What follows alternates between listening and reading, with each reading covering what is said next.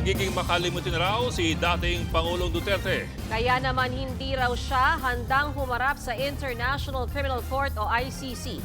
Ayon sa petisyon na sinumite ng kanyang defense team sa ICC, hirap na raw si Duterte na maalala ang mga pangyayari, lugar at pati na raw ang kanyang sariling pamilya.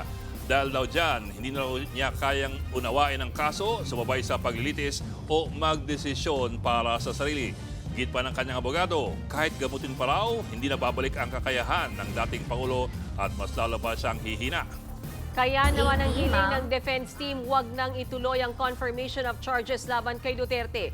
Sa kabila niya nitong Martes lang, natanong ang anak niyang si Kitty tungkol sa kalagayan ng dating Pangulo.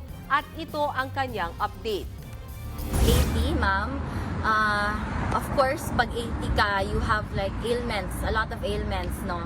Sakit yung likod, may diabetes. So, I think it's yung mga normal ailments for an 80-year-old, hindi naman yung something that we have to really worry about. Yeah, sa RTM News sa Netherlands. But for an 80-year-old, he is pretty strong. Mga kapatid, Ed Lingaw po, maging maalam at may pakialam sa mga napapanahong balita sa ating bansa.